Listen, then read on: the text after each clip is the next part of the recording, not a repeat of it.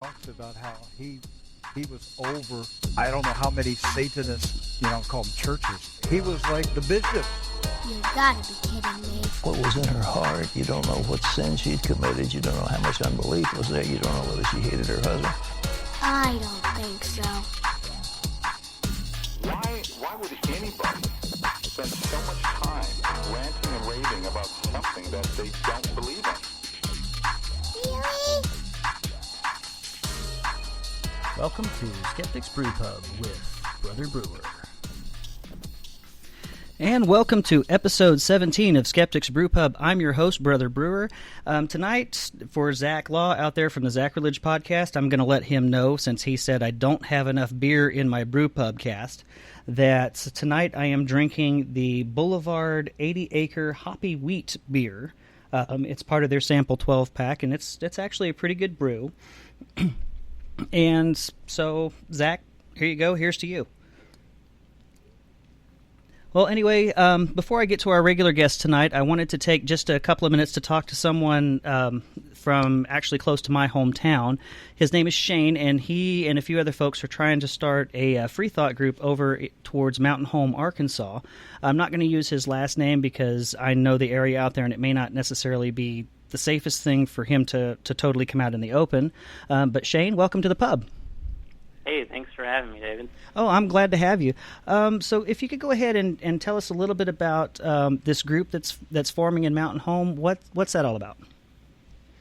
Well, as you kind of touched on a second ago, the area around here in the middle of the Bible Belt, it can feel off-putting to atheists, non-believers, whatever they identify as, to be in that area. And so what our group is here for is to give non-believers, whether they call themselves an atheist, a skeptic, secularist, agnostic, whatever, to give them a community to have discussions with people like-minded, and to give support to each other and just get together as a community. I know there's a lot of us out there who feel alone in an area like this.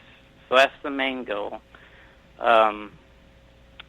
We're also trying to give a positive perception in the community of atheism and non-believers, because we've seen religion in the past basically teach people that atheist means you're bad. So we want to coexist with the community here in Mountain Home. So part of the thing we're going to do as well is have a outreach in Mountain Home and the surrounding area through charity. That's going to be something we'll be doing in the future. And the final thing that our group is going to be, that we are about, is to promote separation of church and state. They have the Ten Commandments monument going up in Little Rock. Yes, yeah. That's they Jason actually the attorney that might take that to court if it gets to that if it goes that far is the attorney that worked here on the nativity scene case that we had several years back. Oh, okay. And do you know who that attorney was by chance, or are you able to say that? I don't. Actually, yeah, I think I can say it because he did come out in public a few days ago and asked Arkansas not to pay him a bunch of money. His name's Jerry Schulte. Oh, okay. He worked on our nativity scene case here, and he'll be the one doing the Ten Commandments monument case if it gets that far. Okay, yeah. Well, I had also heard that I think, if I'm not mistaken, the Satanic Temple in Tulsa is going to be putting in a request to set up a Baphomet monument right next to it too. So I'm kind of keeping my fingers crossed on that. I think it's in the pipeline to be approved, and then there's another. I want to say there's a Hindu monument also that's in the pipeline to be approved too. So I think it's kind of funny the way that the Satanic Temple works, is that they kind of use one imaginary friend to combat another one, and it usually kind of scares the pants off the Christians. Yeah, that's really helpful. And there's also another, actually, there's a skeptic group in Arkansas. I'm not sure which one it is, but they have put forward a request to put a wall up to separate those monuments from the actual State House. Ah, yes. Which I thought was a really cool idea. That is a good idea. That might have been Arkansas Society of Freethinkers down in Little Rock that might have been on that. I was thinking it was. I'm not positive it's them or not, though. Yeah, well, you definitely are going to have some support around here, that's for sure. Yeah, and actually, the people that are doing that, the wall actually already came to us at the first meeting and asked if we would want to if we wanted to have a brick, how much it would cost, and gave that opportunity for us. Nice. So we've already had a lot of help from Arkansas Society of Freethinkers, for one, has already helped us out and shown their support. So it's going very well so far. Well, awesome. Yeah. Well, anything that I can do, you have my email address that I can help you out any way I can. I can plug anything you want from here in my little scope. So why don't you go ahead and tell people how they can contact you guys for more information if you have an email address?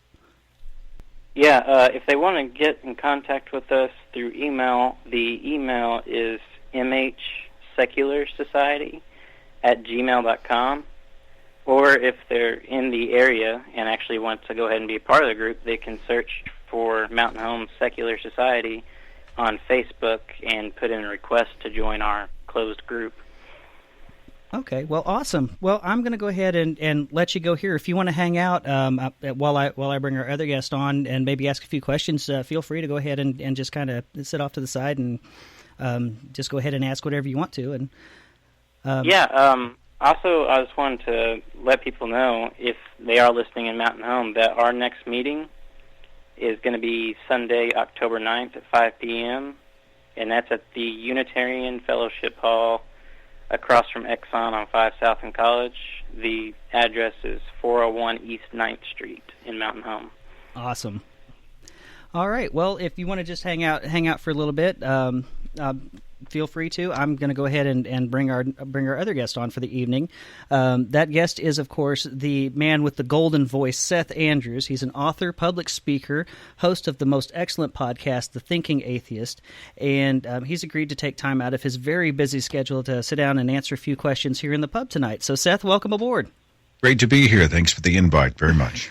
Oh, So, Seth, if you don't mind, I don't know if all of my listeners are familiar with who you are. Of course, if they're not, they've probably been living under a rock. No. There's a lot of people who are not familiar with my story. So if you want a brief synopsis, I can do that for you. Yeah, sure, because I know you said at one point you'd started in Christian radio over in Tulsa. What was your family life like before that? What was your journey in a nutshell? Well, I was born in Tulsa, Oklahoma. I mean, this town is, and we've got Oral Roberts University, we've got Rhema Bible Training Center, we've got churches on every block, every half block, and I was born to fundamentalist Christian parents, hardcore fundamentalist parents. To tell you how hardcore they are, they met at ORU. My parents honeymooned in the Holy Land. My mother she was and remains a New Testament Greek teacher, so she not only holds to the Bible, but she teaches it in Greek. Oh, wow. And they were hardcore. And so we were all raised in a very literal, very fundamental Christian faith.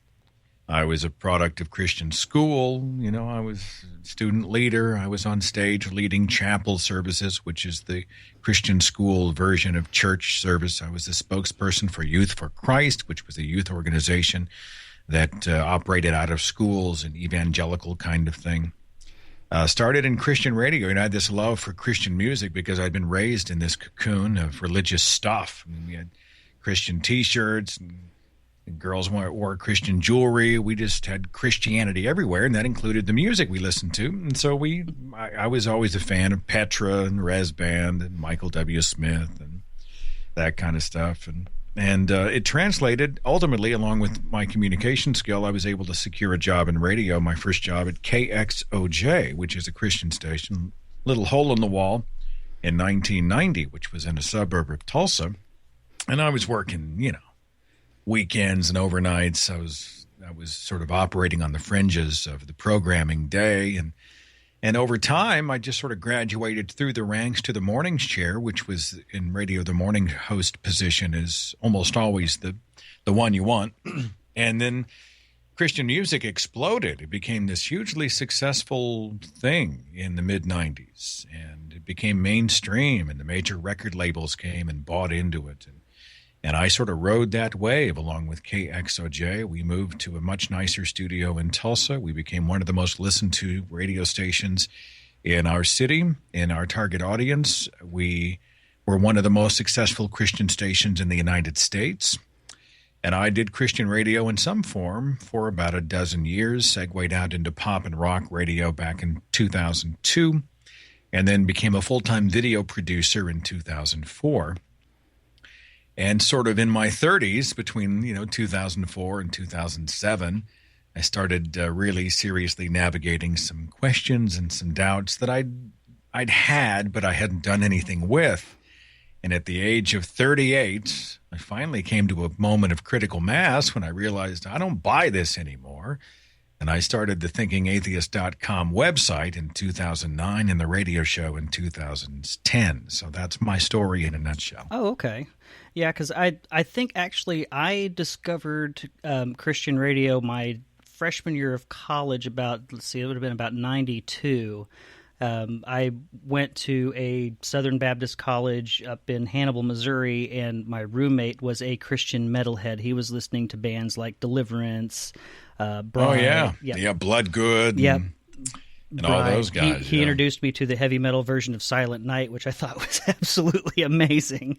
Oh, Google Christian metal bands or Christian hair bands, and just there's a whole website, I don't remember which one, but it'll probably pop up in your search, of just the album covers. Oh, yeah. Of bands like Barren Cross, We Will Rock for the King, and all those guys with the long hair and the makeup and the spandex and their fists are in the air, Oh, it's crazy. Yep, and what always amazed me, because I was coming out of I was able to listen to the more secular music growing up, and then got introduced to the Christian music, the CCM and the Christian metal, and how often they would say that if you like Guns N' Roses, you'll love Bride. If you like this band, then this is the one for you. Then you should listen to this one. If you like listening to Celine Dion, here's Sandy Patty, and it's just it was like they were trying to copy what was mainstream more than trying to do their own thing. I did a whole speech on this called The Copycats. I did it a few years ago, and it's available on YouTube. Just go to the Thinking Atheist and look for the speech called The Copycats. And I go through point by point all these bands and artists that are direct rip-offs of what was happening in pop radio. You could see it almost as an immediate echo of what was happening. Something's big on a secular hit station, rock station, whatever. You wait about 3 or 4 months and there would be the Christian equivalent.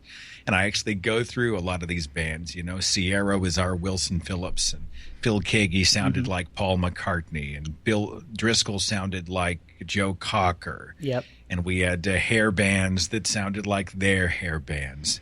A great example of the rip-off was back when Michael Jackson and Quincy Jones were part of the USA for Africa fundraising effort, We Are the World. And they sang that song with all the artists in the studio going, "We are the world, we are the children." It was a big thing. They raised tens of millions of dollars for the hungry in Africa. Well, Christian music, just a few months later, threw all their people in a studio, and they did the same freaking thing with a song, a horrible knockoff called Do Something Now, and released it. I mean, the flop sweat was all over him. And I think this is true even today, where they're trying to be culturally relevant. So what they do is they find what's hot in pop culture, and it's not just music, but clothing and film and everything else, and they do an echo of it, and they stamp Jesus on it, and they try to be relevant here in the 21st century. Yeah, I do see a lot of that. Now, back to your journey and such. Now, how did your family and friends respond when you finally came out as not believing, as an atheist? Were they? I know they probably weren't ecstatic about this, but did you have a lot of problems? surprised you can't hear the wailing and the rending of garments all the way where you are, because it's been going on since 2007. I think my family's is probably drowning yours out right now. It's sad. It's nothing I would have ever wanted. Look, I don't